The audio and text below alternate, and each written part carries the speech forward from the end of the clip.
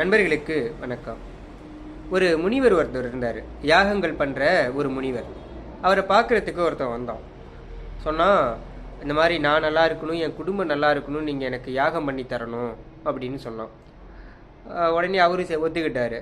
யாகத்தை ஆரம்பிக்கிறப்ப சொல்கிறாரு, இந்த உலகத்தில் இருக்கிறவங்க எல்லாம் மகிழ்ச்சியாக இருக்கணும், எல்லாத்துக்கும் துன்பம் கரையணும், எல்லாருமே சந்தோஷமாக இருக்கணும், இந்த உலகத்தில் அமைதி நீடிக்கணும், எல்லாத்துக்கும் நிம்மதி கிடைக்கணும் அப்படின்னு யாகம் பண்ணுறாரு. யாகத்தை முடிக்கிறாரு. இவனுக்கு அவருடைய யாகத்தில் திருப்தியே இல்லை. சொல்கிறான், நீங்கள் யாகம் பண்ணுறப்ப ஒரு வார்த்தை கூட என் பேரையோ என்னுடைய குடும்பத்தில் இருக்கிறவங்க பேரையோ இவங்களாம் நல்லா இருக்கணும்னு சொல்லவே இல்லையே, எல்லாமே உலக மக்களுக்காகவே பண்ணுறீங்களே அப்படின்னு அவன் கேட்குறான்.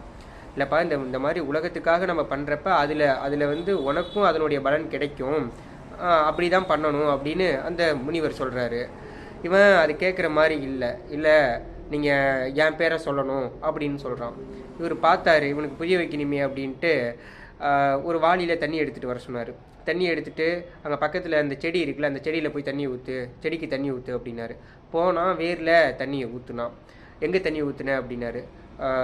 வேரில் அப்படின்னா, இந்த மாதிரி இலை கிளைகள் தானே வாடி போயிருக்கு, அதில் தானே நீ தண்ணி ஊற்றணும், வேருக்கு தண்ணி ஊற்றுனா எப்படி அப்படின்னு கேட்குறாரு. வேருக்கு தண்ணி ஊற்றுனா அந்த தண்ணி இலைகளுக்கெல்லாம் போயிடும்ல அப்படின்னு அவன் சொல்கிறான். அதே போல தான் உலக மக்களுக்காக எல்லாத்துக்காகவும் நம்ம வேண்டுறப்ப பிரார்த்தனை செய்கிறப்ப அதனுடைய பலன் நம்மளுக்கும் வந்துடும் அப்படின்னு அந்த துறவி சொல்கிறாரு, அந்த முனிவர் சொல்கிறாரு. ஆனால் இந்த ஆளுக்கு அது ஏற்றுக்கிற மாதிரி இல்லை. பார்த்தான், சரி அது உங்கள் விருப்பம், நீங்கள் உலக மக்களுக்காக பண்ணுறது ஓகே, அது உங்கள் இஷ்டம், அதில் நான் தலையிடல. ஆனால் எனக்கு ஒன்றே ஒன்று பண்ணணும், அதாவது அவனுக்கு ஆவாதவன் ஒருத்தன் பேரை சொல்லி அவனுக்கு மட்டும் இந்த பிரார்த்தனையோட பலன் போகாமல் இருக்கிற மாதிரி செய்ய முடியுமா அப்படின்னு அவன் கேட்குறான். அந்த முனிவர் பார்த்தாரு, இவங்களுடைய இந்த அன்பு, இந்த நேசம் இது விரிவடையாதாட்டுக்கு அப்படின்னு அவர் நினச்சிட்டாரு.